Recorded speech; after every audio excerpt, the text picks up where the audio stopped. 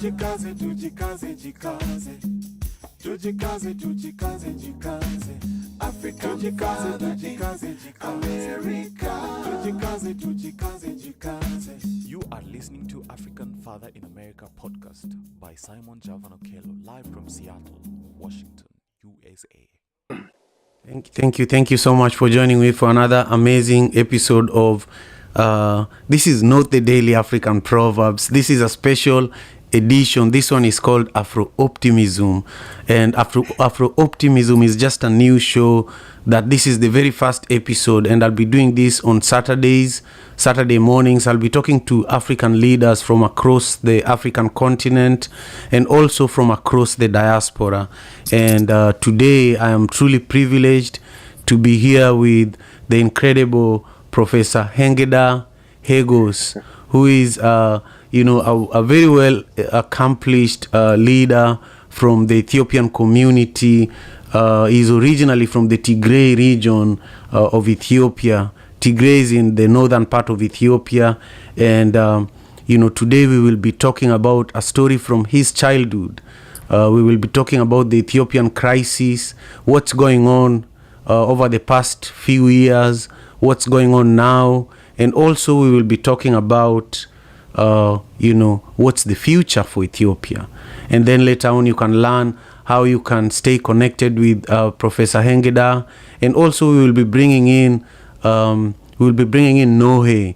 who is a brother and a young Tigray community leader that has been doing so much to support his community here in the US and also back at home. So stay tuned. If you're joining us on Instagram, thank you so much. I am really, really grateful. I will have a focused conversation with Nohe on Instagram after this YouTube live stream is over. So if you're on Instagram, please remember to join us on YouTube, where the main show is happening with Professor Engda Hagos. So let me call you my brother, because you're my elder brother now. Thank you, Simon. Yeah, I read your bio and and your story and the work that you've done, for yourself, for your family, and for your community is very, very incredible. And it's such an honor to actually be here with you today. How are you? I'm doing well. Nice. Thank you, Simon. And, I'm very delighted to be on your show.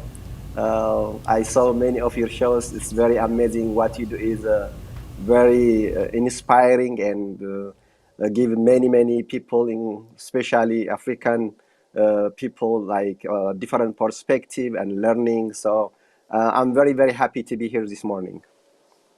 Wonderful. I'm also happy to be here with you, and I just want you to quickly paint for us a picture of how life was for you growing up, in Tigray, where you were born, and particularly share with us a story that, today in New York, where you are sitting, a story from your childhood that still inspires you today, that helps you to continue going forward.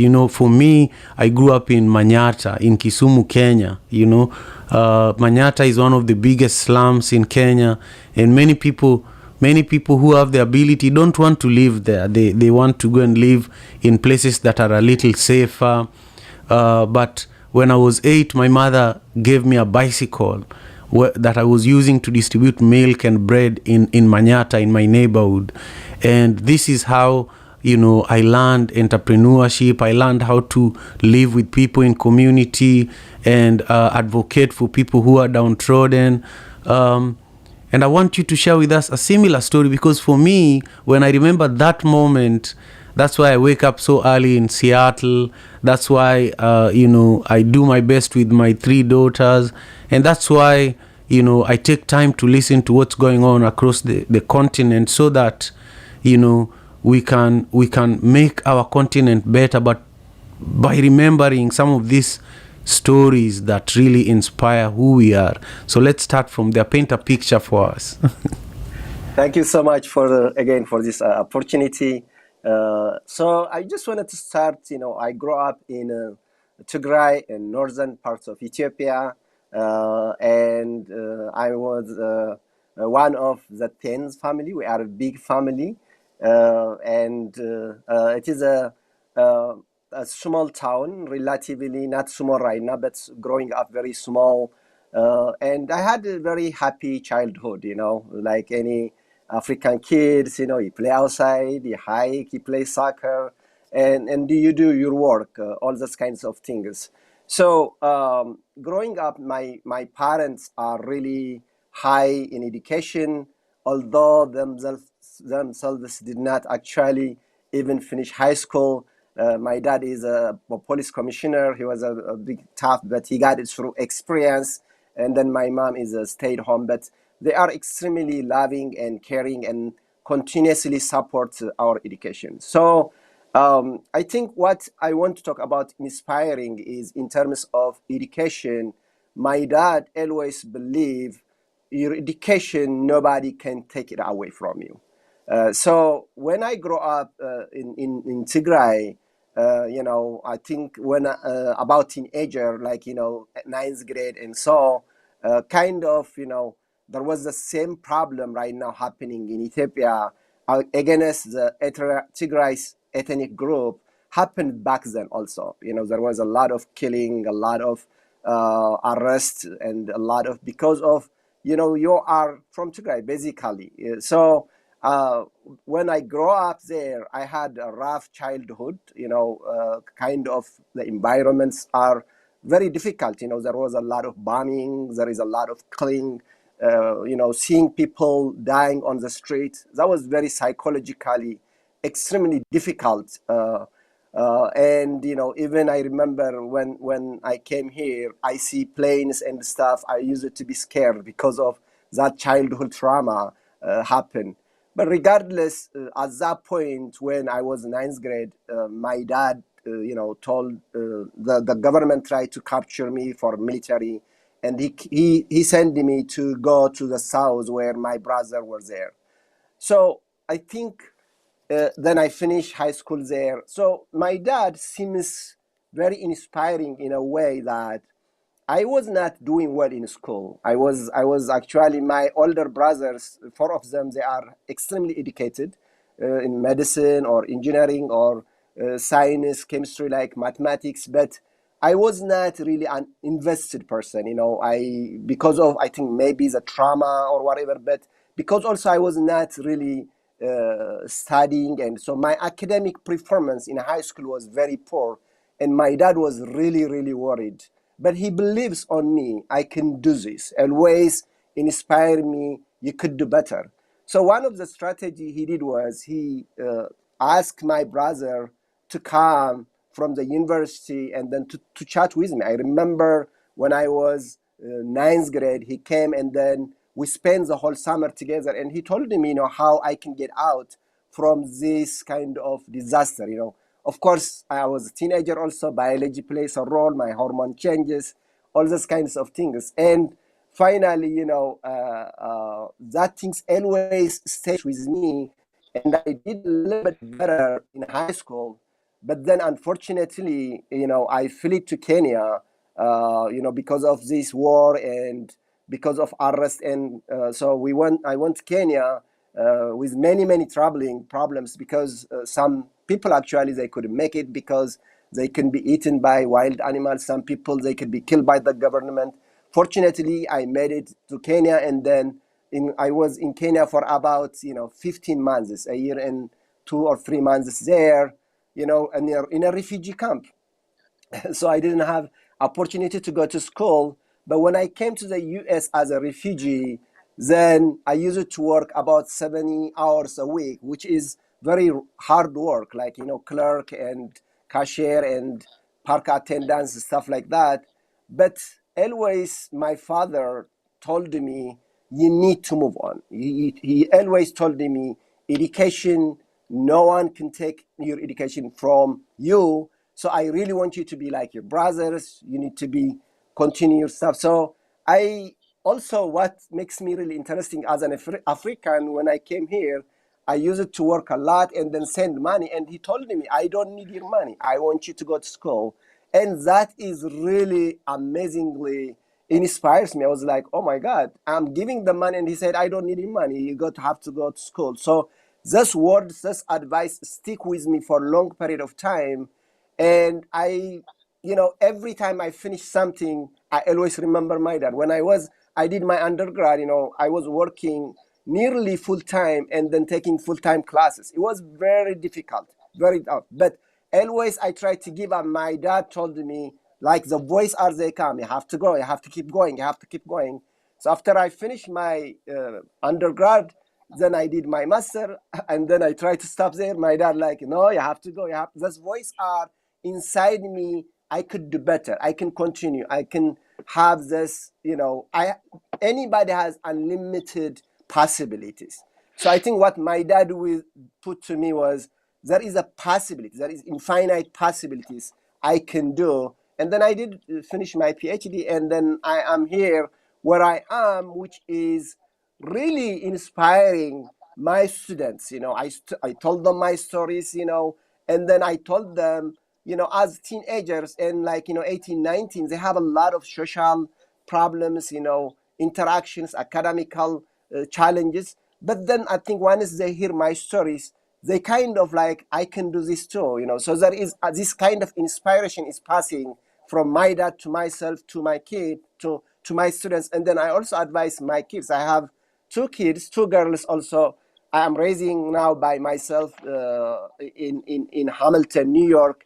So to add that, I trained more than 140 researchers from my lab, and most of them are really in grad school or med school, finishing up or already finished. So I'm very proud of that. So I think the whole idea of inspiring is this voices, this kind of words are really stay with me, and then if they are passing. So my dad is a legacy in that way, establishing. I have a very important thing always, I think. If I can change one person, that is many. That's a million, because that one person is going to establish a family, and that family is going to change forever. Wow, that's powerful. That's powerful. Your dad had a very big impact on you, and now you're having a big impact on many other people who are probably not even African, who are probably, Europeans and Indians. Yeah. So your dad's voice has enabled you to impact the world, So thank you so much. I want to welcome Nohe Lema, who is with us on Instagram. Nohe, I would like for you to just say something so that I know that we can communicate. Hey Simon, how's it going? It's great. It's great. Nice to hear your voice. Pleasure to be here. Yeah. Now, Professor Engda, can you hear Nohe when he speaks? Yes, I can hear. Good morning, Nohe. That's perfect. Good morning, Professor Engda. A pleasure meeting you. Pleasure having you here. Thank you for being here. A pleasure to meet you too. Thank you so much. Appreciate it. Absolutely. So Nohe, and to all our viewers on YouTube, thank you so much for joining us.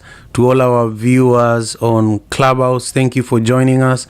And to those who will be listening to today's conversation in the African Father in America podcast, today I am really honored to be hosting Professor Engda Hagos, who is a tenured professor at Colgate University, and his story of being a refugee in Kenya after the civil war in Ethiopia when he was growing up is incredible.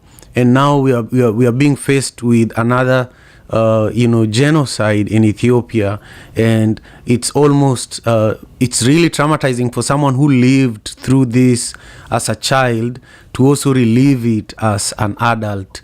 But luckily, we are here to learn from him. We are here to not just learn from him, but to learn from him about some of the solutions. What does he see in Ethiopia right now, and what does he think some of the solutions, the lasting solutions, are going to be for Ethiopia? So, he just shared with us an inspiring story of how his dad always encouraged him to go to school. And, like most of us here in the diaspora, the thing that gives us pride is sending money back home so that we can support our families.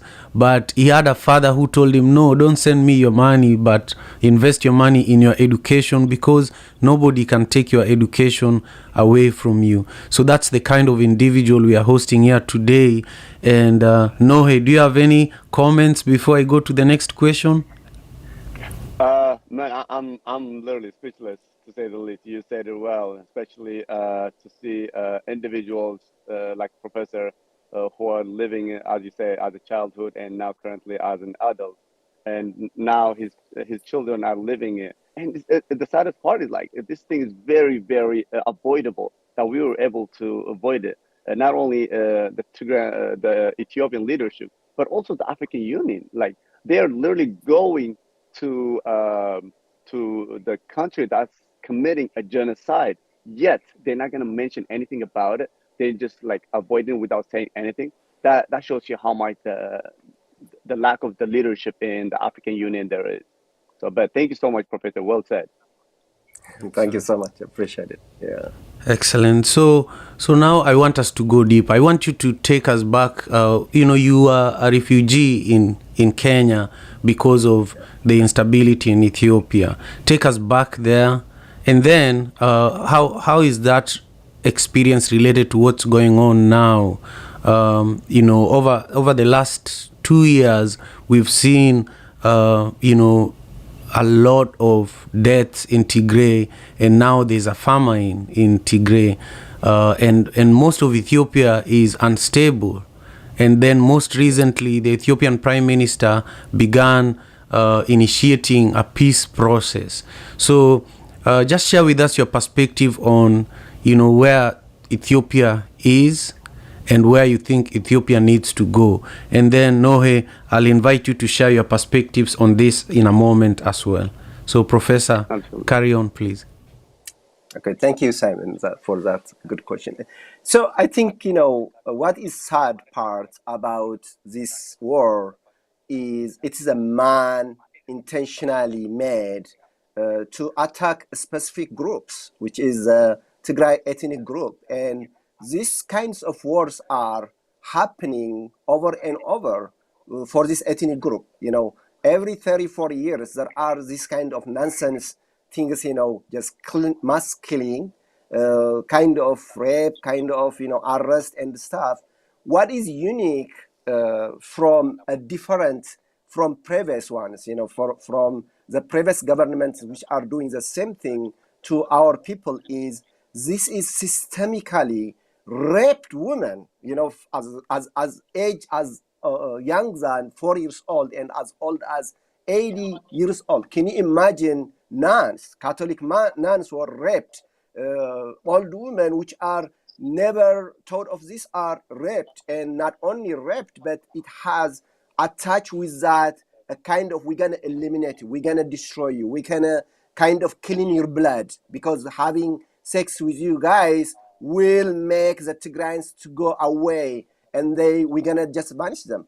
I think what is unique for this time of war is to bring other nations, to attack your own people. It is really unheard. The Eritrean government, peoples from the Somali government, and then drones from UAE and from other countries are being involved to attack your own people, right? So I think it's really the flashback I had back 34 years ago is I never ever thought of that it's going to repeat again, but it's doing. So this is systematically, actually the institution, UN or the US or European unions, even the African Union, there is nothing they are doing. And it's really amazing, appalling. Word does not matter. Always concerned, always worried, always, why don't you do actions? Why don't you? I remember Bill Clinton said a long time ago, when the Rwanda genocide happened, he said, I wish I acted quick. I wish I did better. The US government, instead of regretting this kind of things, they can actually making this happen. They are superpower. They can do it. all these kinds of things, like, actually food is there. The UN is providing food. Canada is providing food. US is providing food. But this guy is saying, no, I'm not going to send food because I don't care if people are dying.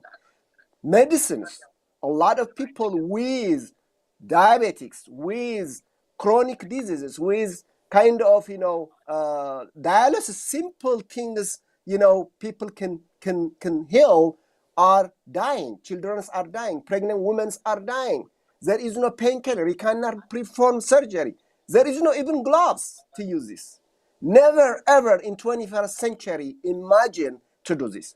So the whole idea of African Union happening in Addis right now, and no leader is speaking about this at all, is extremely appalling. It is a really bad message for these dictators, for people, they want to do whatever. So it's a kind of giving a green light to the prime minister. He can do whatever he wants. You know what I mean? So I think this is really, this siege, like, surrounding Tigray to get eliminated with many things. People are dying. Every Tigrayan diaspora in here, someone died by something. I lost a couple of, my cousins, very close families, they were killed by Eritreans in my hometown. I lost my dad because he lacked medicine. I lost him 2 months ago. He couldn't. The man inspired me to be who I am right now, passed away because he couldn't find insulin to inject and then to be alive. You know what I mean? My mom and others. So I'm sharing this story, but this is the story of every Tigrayan diaspora living in here.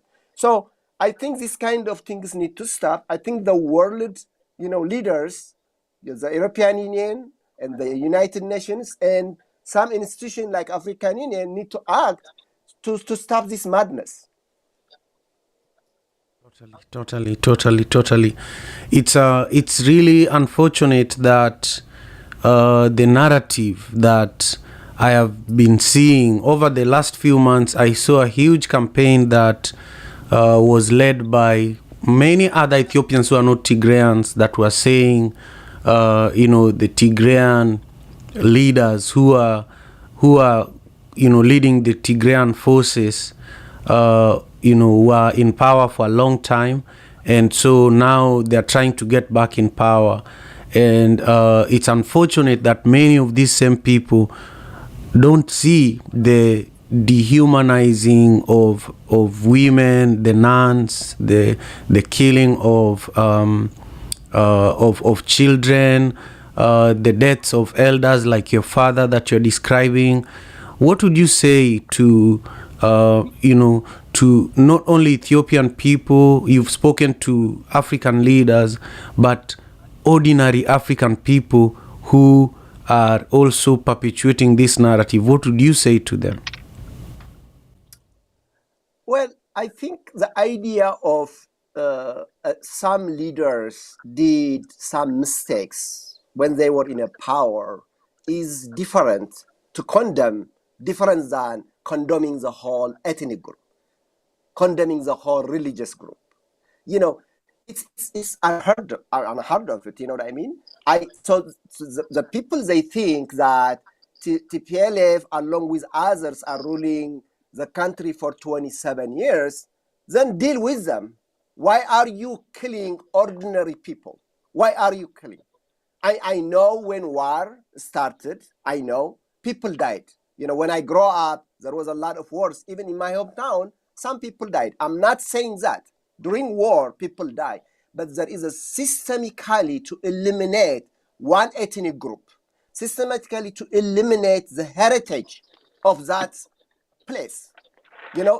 Tigray is a state in Ethiopia which is really the start of religion in Africa. The first Muslim, the first Christianity. It's an iconic place. Why do you want to go there, destroy it? If you are dealing with TPLF, why don't you deal with the TPLF?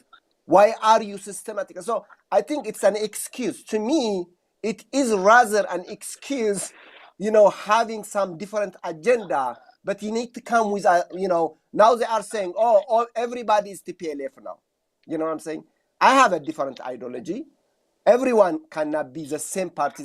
But when you kill my mom, when you kill my family, when I could be anyone that supports me. You know what I'm saying? You know? So what they are doing, what they did, what they are doing right now, if you go to the western region of Tigray, unheard of it, they are killing people. They are eliminating people.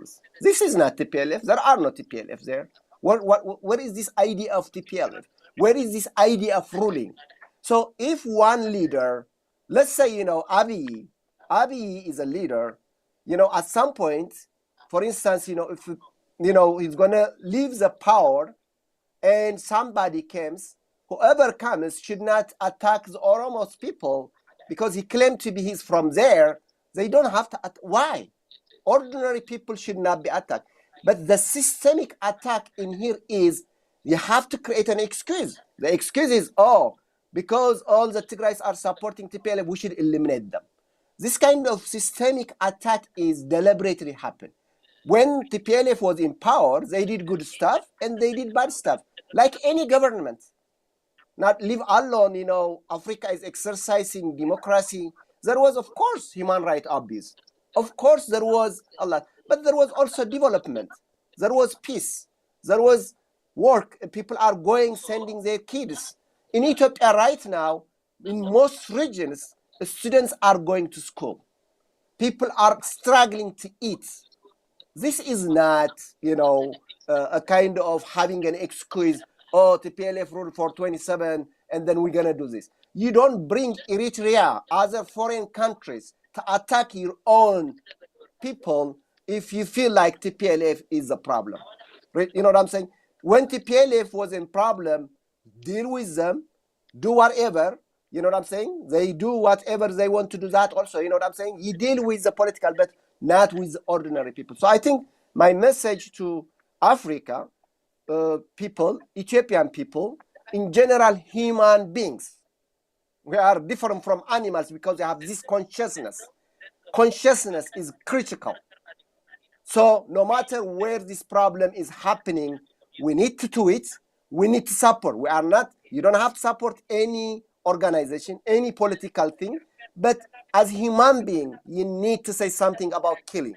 You need to say something about raping. You need to say something about deliberately starving a given population. That's what I want to say. Yeah, I heard it clearly, and I hope that if you're watching, you're hearing, and you're listening from your heart to what Professor Engda Hagos is sharing with us today. I'm also here with my brother, Nohe Lema. Nohe, how are you feeling about what Professor has shared with us? The message particularly to our people across the diaspora. I see you really, really working hard, with the Good Morning Tigray show. If I was a Tigrayan, I would be very proud of you. I'm already proud of you, Nohe, but I just want you to know if I was Tigrayan and I knew what you're doing, I would really, really, be even much more prouder. But you've heard Professor speak to us about, where this conflict began, where it is now. We are just about to talk about some of the hopes and what the future could look like. But I want you to take a moment, share your comments.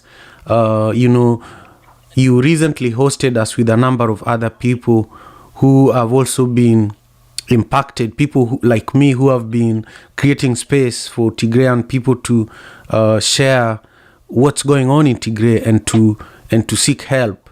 But quite a few people have been attacked. Quite a few people have faced a lot of backlash for creating space for Tigrayans to share what's going on in Tigray. I want you to speak briefly about that, Nohe, and also make any comment in regards to what Professor has shared with us. Yeah, Simon, thank you. I was taking some notes, by the way, what Professor was saying.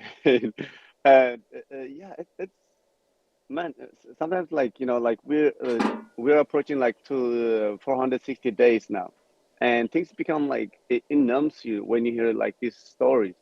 at the beginning, like for individuals to hear these kind of things, like you wouldn't believe it. You'd be like, well, like how, why, you know? You have so many questions, and then you start to wonder to the point where like, where's the humanity in this situation? Where are like Tigrans being saved? Where did they go from here?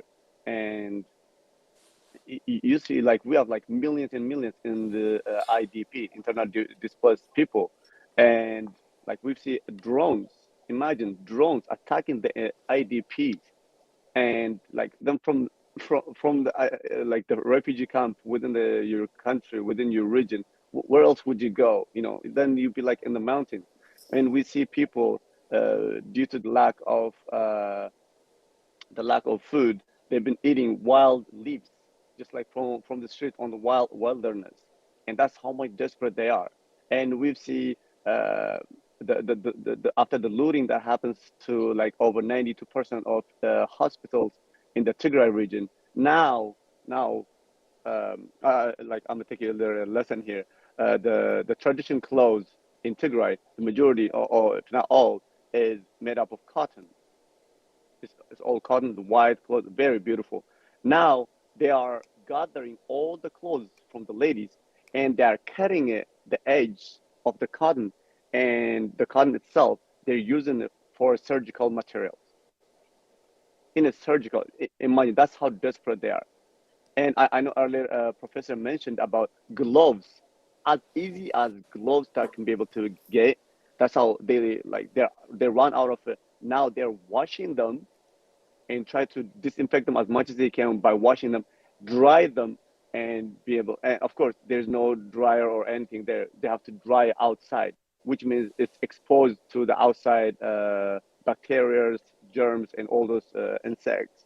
And they have to use that as the like recycling gloves. This is how much indeed in desperate the people of Tigray are. And this is what like literally over and over the generals, the leadership of Tigray, including the prime minister, said, we're gonna take Tigray back to 100 years. And of course, our mentality is not gonna be changed.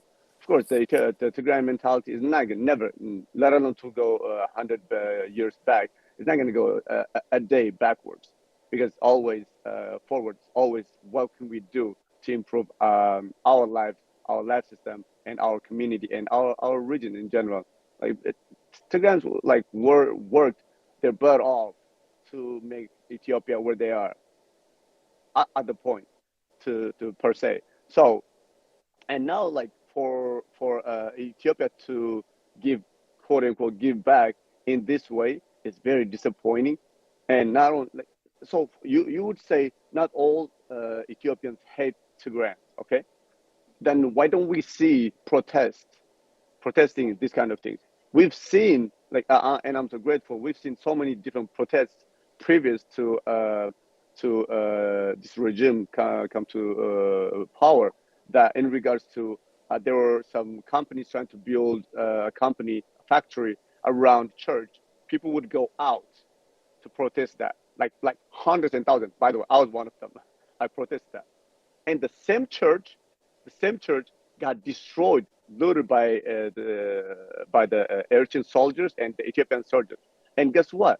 Nobody would go out and protest it during this regime right now. So you see so many different things. Like then you'd be like, wait, are people allowed to exercise their rights? Well, in this case, obviously not.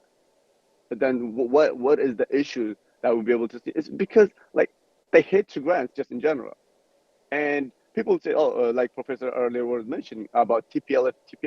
Not all Tigrayans are TPLF. TPLF leadership is like you can pick them a handful of them. And if you have issue with that, like there's laws, I believe there's constitution that could be able to implement and be able to take by that according to the constitution. And also let's not forget, even like TPLF at the time was the leadership for the Tigray. Yes, part of the EPRDF. And if we like say like the atrocities happened for the previous the couple of decades or almost 3 decades, is the problem with the governance that was the EPRDF, then we have to question those who are part of the EPRDF, which include the current prime minister as well. But for you to allow someone to play you like this, yet you trying to pursue someone else while destroying everyone on the way, that is just like what's the word? Not irony. What's the word I'm looking for? But you know what I'm trying to say. Like your action and your saying is absolutely in not going the same thing. Right.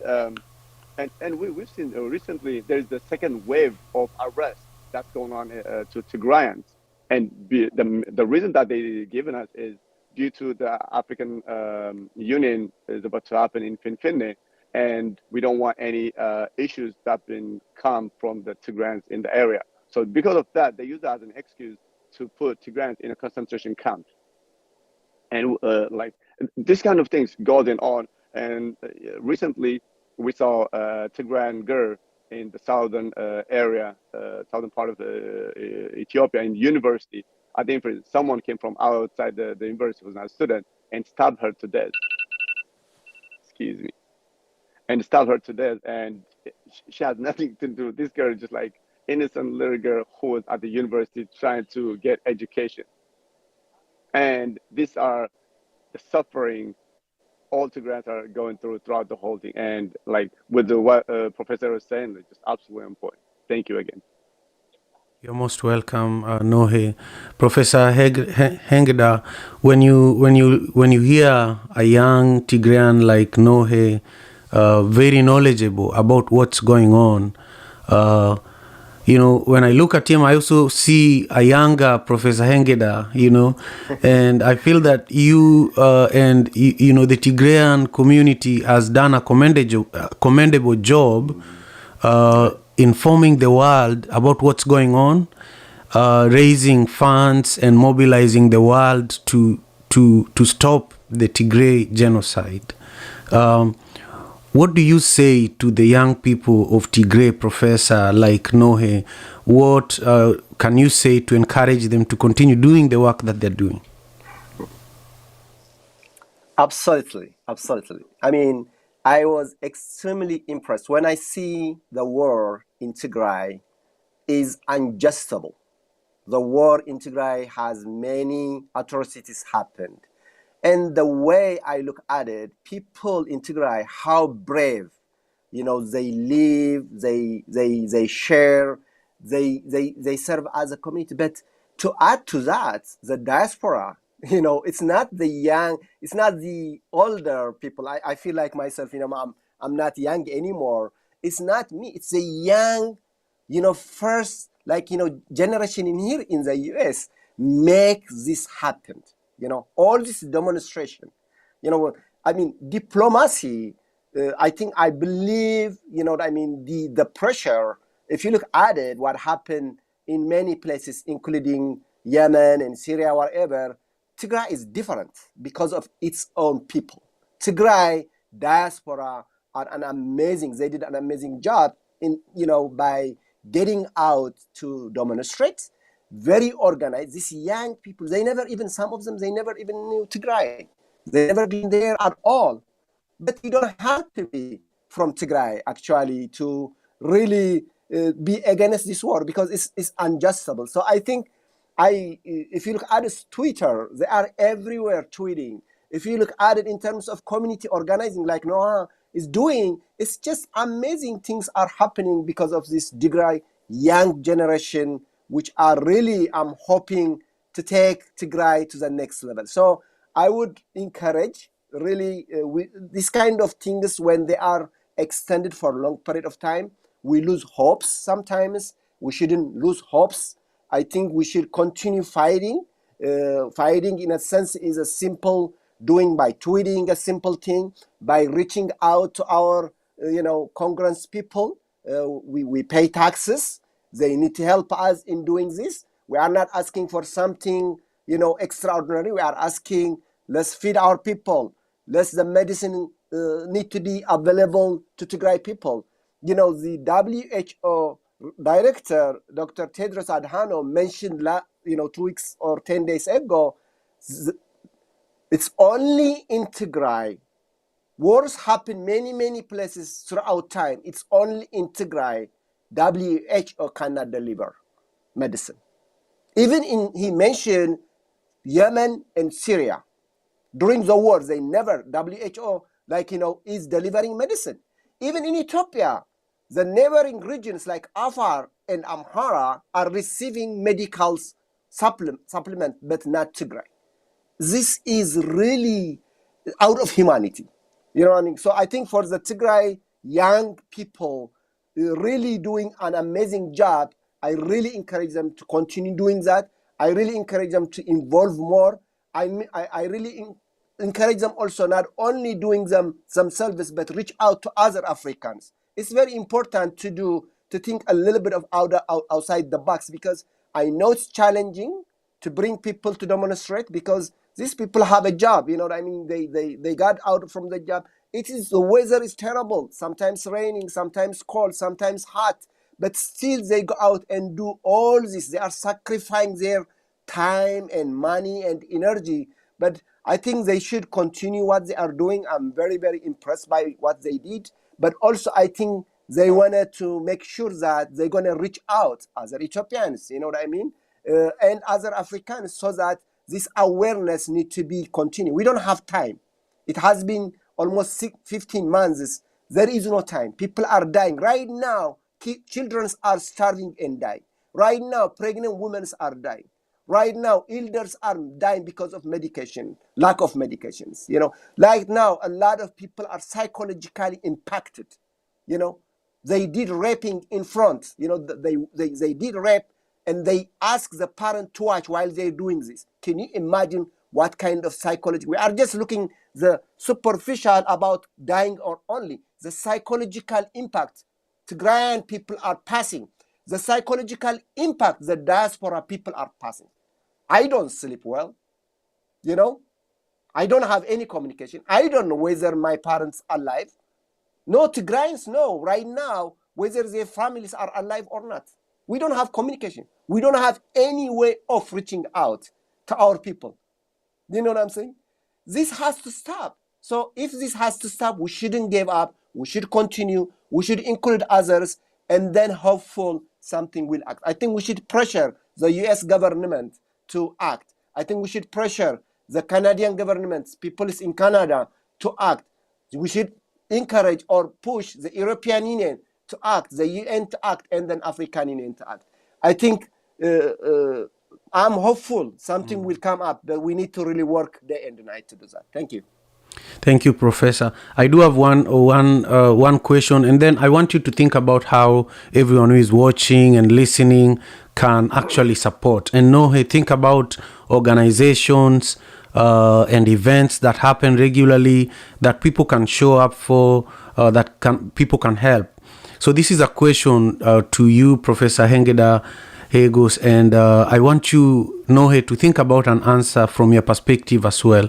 You know, there are many people who also say African problems must be solved by African people, and I am an Afro Optimist. In fact, this Saturday morning show is called, Afro Optimist, because I am always hopeful about Africa, and that's because I know that Africa is going to prevail. Just like you all always say that Tigray is going to prevail, Africa is going to prevail. You know, Africa is the mother of humanity, you know, and every day when I look at the issues that are going on in Africa, whether it's the Tigray situation, whether it's just a few days ago, over 60 people were killed in a matter of hours in Congo, you know.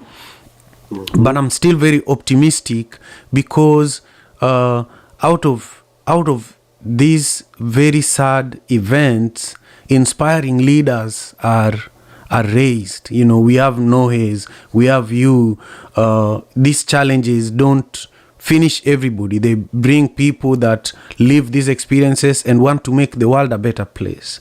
So what do you say to those who believe that what's going on in Tigray, it's terrible, You know, I can't imagine being here in Seattle and not being able to talk to my brothers and sisters in Kenya, and you and the Tigray community, according to what you just shared with me, cannot even reach your family through WhatsApp. You can't even reach your family by sending a neighbor to find out how they're doing, you know. And you're also saying that Tigray, out of all the crises in the world, Tigray is the only place that is not receiving medical aid. That is very, very unacceptable.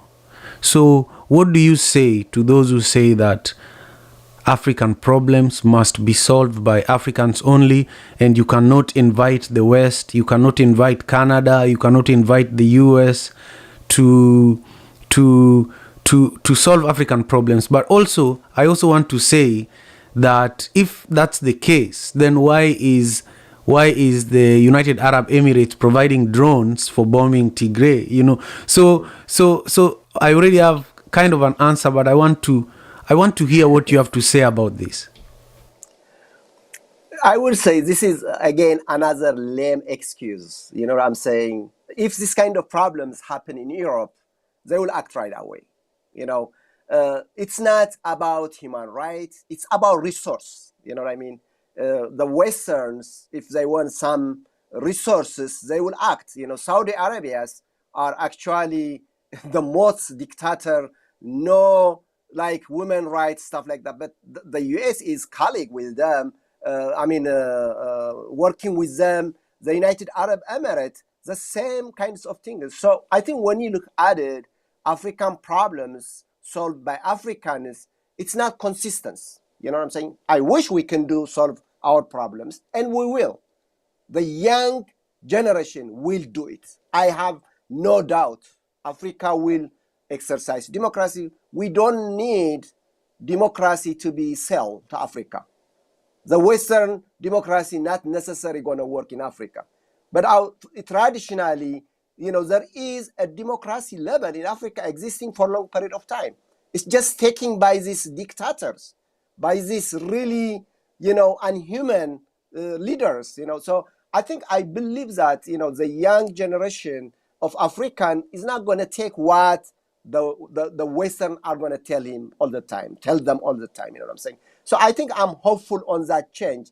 But I think the idea of Africa will solve Africa is, why are you bringing others? Why are you, if Africa is going to solve by Africans, why don't you then stop, you know, tell the government of Ethiopia, for instance, not to buy drones?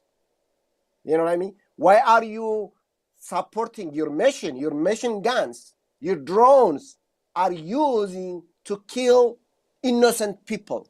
If Africa problem is solved by Africa, why don't you stop there?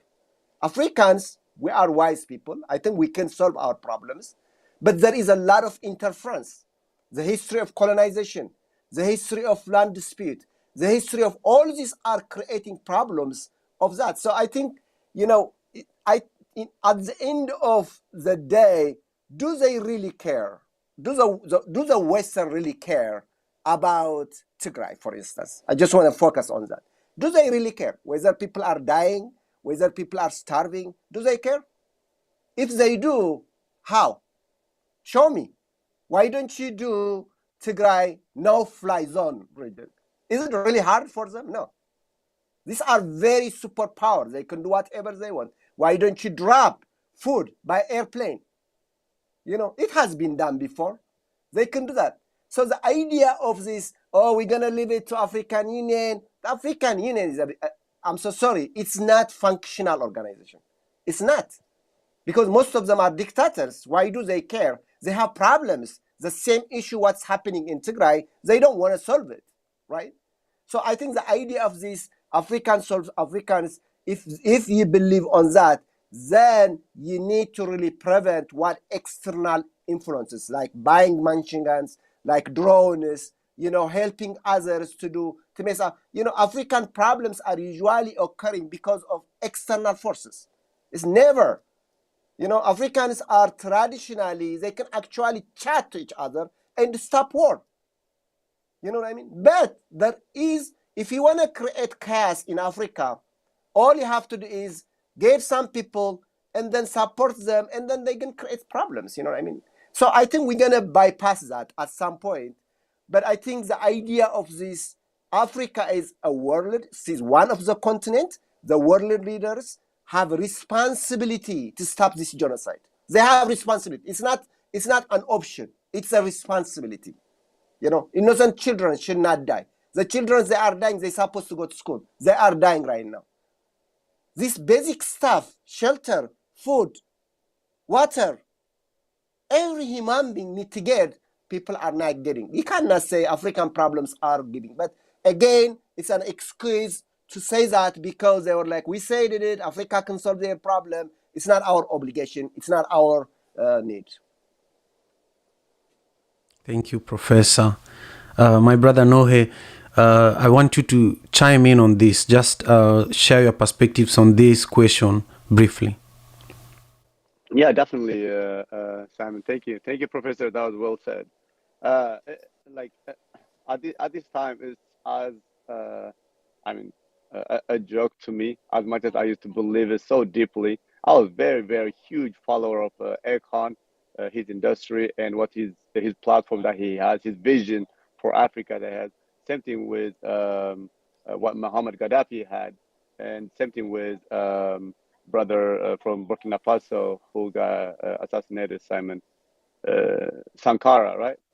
Sankara, yes, Sankara. And this leadership just shows you yeah, we are absolutely capable of helping each other, and we are absolutely capable of solving our issues. And however, when you see these kind of things, like including not only in what's happening in Tigray with all the genocide by the neighboring countries like Eritrea and Somalia involvement, but also we've seen in what's happening in Mali, like with all the neighboring countries and doing all these atrocities in Nigeria, in Cameroon. So, like, when you think about it, like, we have to be realistic sometimes. Yes, as much as that thing was very a great thing to say and to do, African issues should be solved by African, which I'm all up to it. However, we have to see the reality. Is it really though? Is that what like we're working on? Are we truly helping each other, or are we destroying each other for the benefit of others? See, and when the dictator of the Ethiopia currently, he's very huge, quote unquote, about Pan-Africanism and Africans should be held by Africans. Yet he's literally all his help is coming from Turkish drones, China drones, and the UAE drones, and all so on. So where is the African help should be? African issues should be solved by Africans. And you start to question these kind of issues. And I'm so grateful for countries like Sudan, who is really, really greeting the refugees from Tigray, and Kenya also for getting a lot of refugees from Tigray.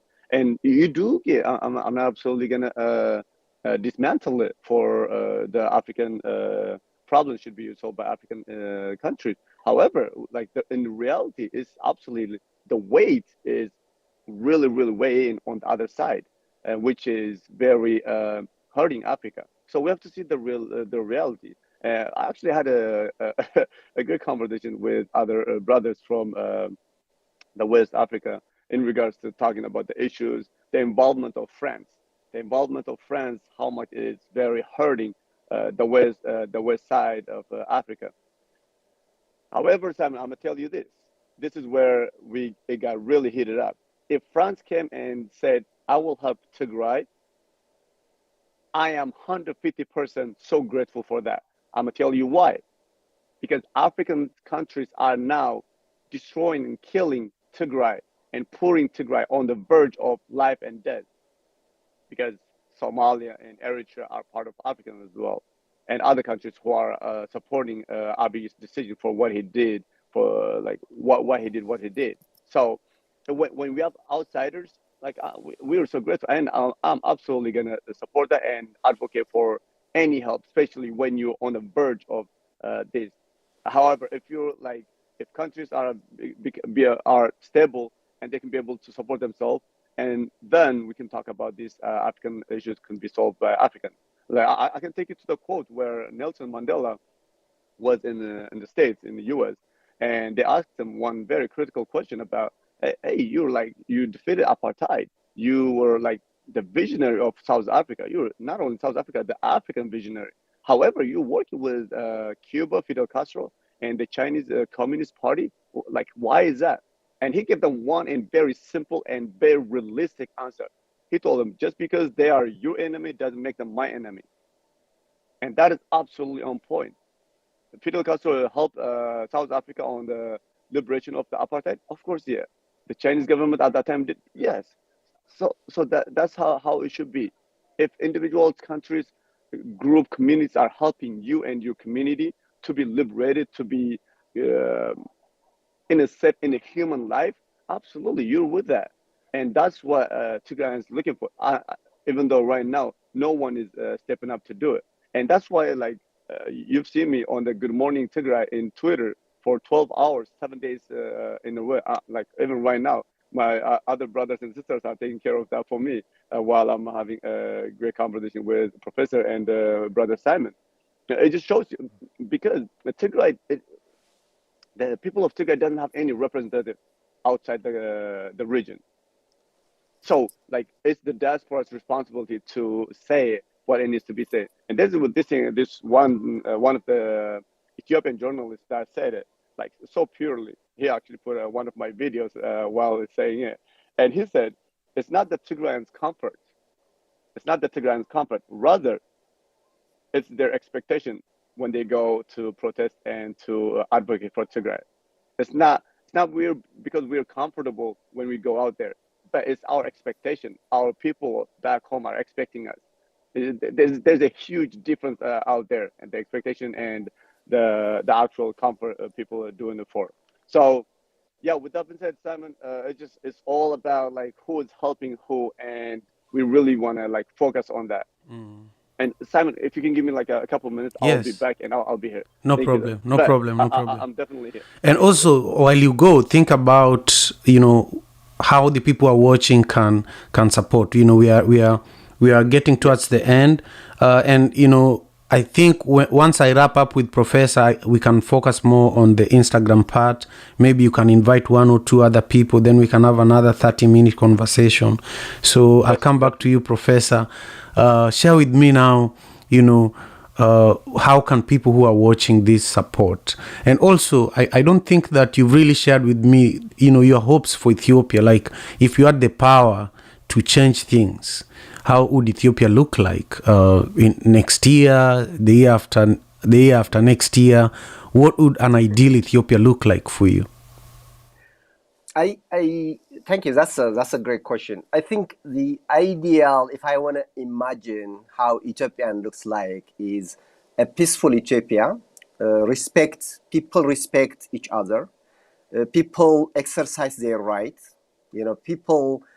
When I say exercise their right, including their language, the Tigrayans didn't do anything at all in my mind, except we want to exercise our rights of speaking our language, exercising of choosing our leaders. I think that's what the mind. So in a peaceful Ethiopia, I think the right of the people comes first. I hope, the new Ethiopia and hopefully Ethiopia will have exercising democracy. I hope the new Ethiopia is people, they can live in harmony and respect each other, regardless of your religion, regardless of your ethnicity, regardless of your sexual orientation. It doesn't matter who you are. Let's just start respect as human beings. That's what we start. It doesn't matter who you are. We don't choose to be who we are. No matter what religion we follow, no matter what color we have, we did not choose. We did not ask God, hey God, can you create me like this? No, we born, but we respect. We have our own speciality, our own talents. When we live in harmony, when we live in peace, when we love and respect each other, I think we can create a better Ethiopia. When we create a better Ethiopia, I think we can create a better East Africa. We can create a better Africa.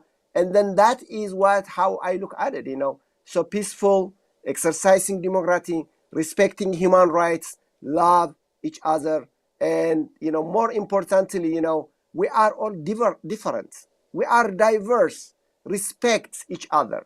I am from Tigray, someone could be from Oromo, from Kunama, from Amhara. It doesn't matter. That is just language. That is language. We are human. So let's be centered on that humanity. So when we center in that humanity, we need to help each other when we need it. We need to respect each other when we need it. We need to support each other when we need it. Politicians, they come and go. We should be careful on that. But as human beings, we need to be determined what kind of the next step we do. If we don't stop this war in Tigray, trust me, the civil war coming in Ethiopia is the worst disaster. Leave alone what's happening in Tigray, it could be wiped out a lot of people in Ethiopia. Thank you very much. I agree. If what's going on in Tigray continues until the end of this year, it will be a total disaster, and it's not acceptable, because it's telling other leaders that it's okay to do anything for other human beings and nobody is going to do anything about it. So I definitely agree that we have to think about, humanity. We have to think about lives. We don't need to think about leaders and power and politics when it comes to children and women being killed. But I want you to now talk to us about how people can support. If there's somebody who is watching that has been inspired by your story and everything you've shared with us today, how can they support? Where can they go so that they can show you and the people of Tigray that they are standing with you? Thank you so much. That is very helpful. So I think the first thing I would say is, let's do our part by condoning this atrocity. I think that's the first thing. It could be tweeting, it could be reaching out, some legislations or, Congress people to push them. So that's the first thing. Let's just be human. I think that's the first thing. The second thing is, I think there are many organizations, I have an organization involved, which is a children's, we call it Mabrata Children's Foundation. We, from starting the war, we send monies to help children's, particularly children's, they lost their parents because of the war. They are orphans. So we try to help, in their education. We try to help in sending some food. We try to help also in some of medication. Some of the kids are really having chronic diseases. It's going to stay them there forever. It's not an infectious disease. They could be diabetic. They could be maybe HIV or something like that. So we just started it after the war start, but it is really doing good job. So if people are really interested to help, please go to www.mebrata.org and then you can donate. This is registered 501c, so your taxes are actually, it is under the tax legislation. So you can actually claim it during your tax time. But that could be very helpful. The way I look at it is, if you can help one child from the beginning, I said this, I always think, I don't have power to change everybody, but even from my own job, if I can change one student struggling in academia and then make him or her successful, that is more than billions of dollars, because changing that individual will change others, and then it's a cascade. It's a relay we're gonna do. So I think thinking about the Tigray people, we're gonna change one child at a time. If people can help that, so they can go to www.mebratas.org. The other thing I'm thinking is, as a faculty in 2018, for instance, I went to Ethiopia I never thought Ethiopia is just only, I'm from Tigray, but I respect Ethiopia. I love Ethiopian people. I love my country. Before this war started, completely changed my mind about perspective of others, ethnic groups, because the ways it has been done in Ethiopia. But I went to Ethiopia in 2018, and I went to the Amhara region, actually, in Bahar Dar University, and I worked there very hard and advising 6 different PhD students, advising them, mentoring them, teaching them, and then give them my power and connecting them to the world. My ideal thing was to connect them so that they can get more scholarship or they can come in here.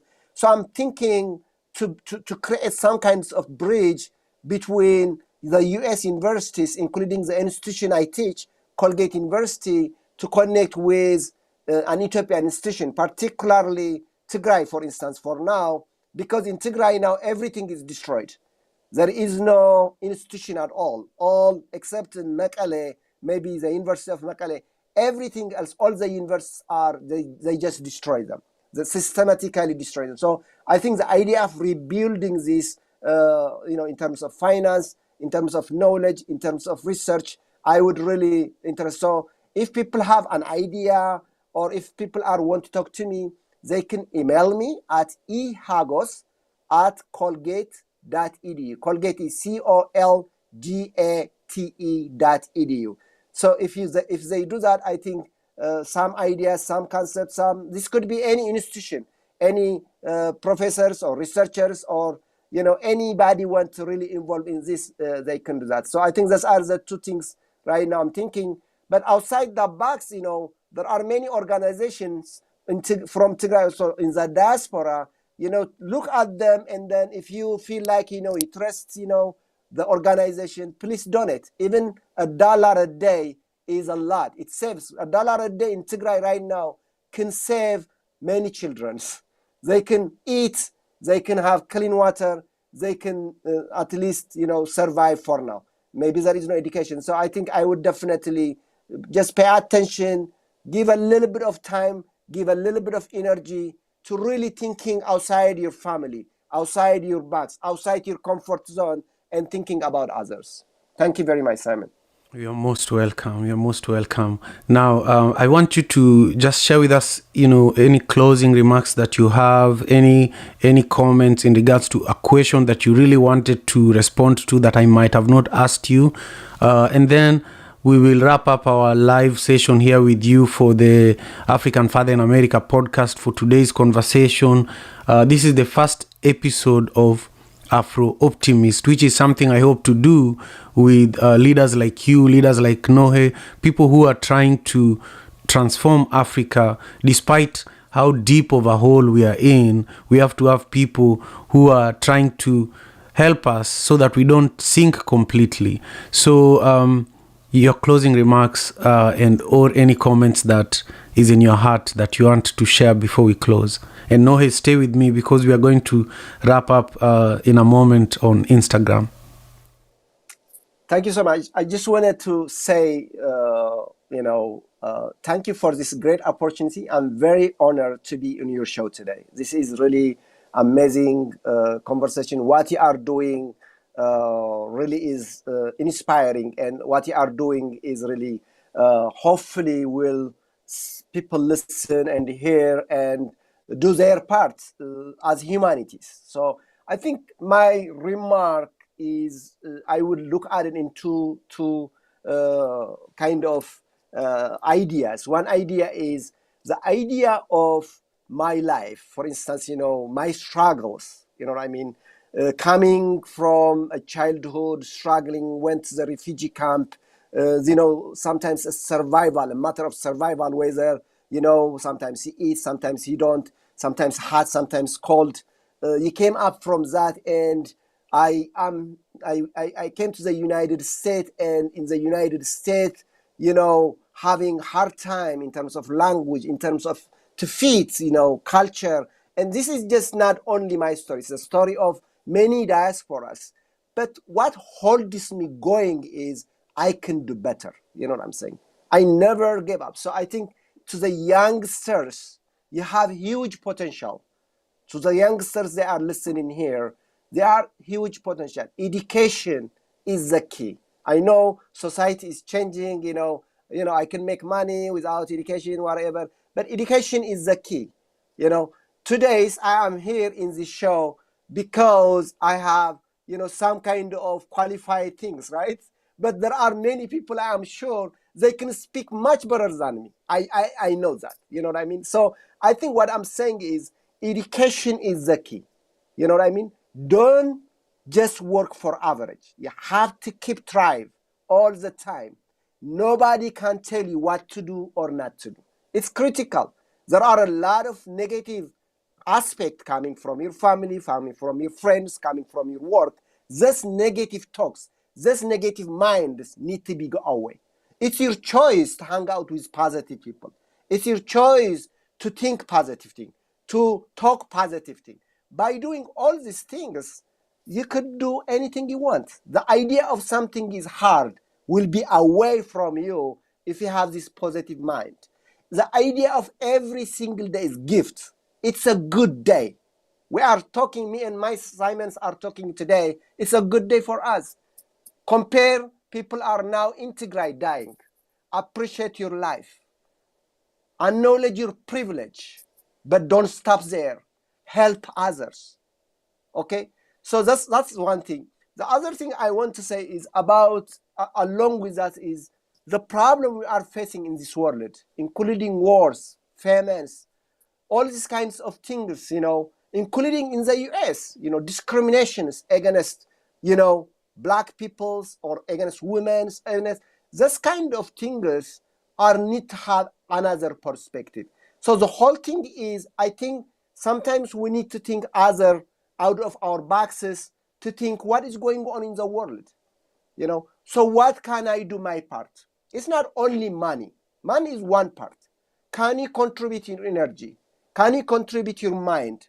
Can you help others? Again, don't think systematically you're going to solve a given problem overnight. That's not the purpose. But can you change someone? Can you make someone smile today? It's so simple. Can you make happy someone? You know what I mean? This can go more. Can you then help others in Tigray? Can you send some money? Can you tweet? Can you go to demonstrate? Can you condemn these atrocities? Those kind of things are very important. So I think to think about going out of our boxes and then to think about the world in general and then know our surrounding, how we can help problems occurring in the world is very critical for those that are listening right now. Thank you so much. We are going to end the live stream of the Daily African Proverbs, and then we are going to go on Instagram, where we are going to just look at this conversation we just had with you, Professor Engda, together with my brother Nohe, and some of the younger Tigrayan community members who have been listening, so that we just dive in for another 20 to 30 minutes in honor of the time you've given us and everything you've said. Thank you, and to everyone who supports the Daily African Proverbs, the African Father in America podcast. Thank you so much. Remember to continue subscribing to my YouTube channel and supporting this important work, because without platforms like this, we can't access leaders like Professor, and if we don't access them, we can't dig what is in their heart and their mind, so that we really bring it out the way we were able to do today. So really, Professor, thank you, and to all the viewers, thank you so much. I'm grateful. Take care, my brother. Thank you so much, Simon, for this opportunity, and have a good day. Anytime. African Father in America. Tujikaze, tujikaze, jikaze. Tujikaze, tujikaze, jikaze. African Father in America. Tujikaze, tujikaze, jikaze. You are listening to African Father in America podcast by Simon Javan Okello, live from Seattle, Washington, USA.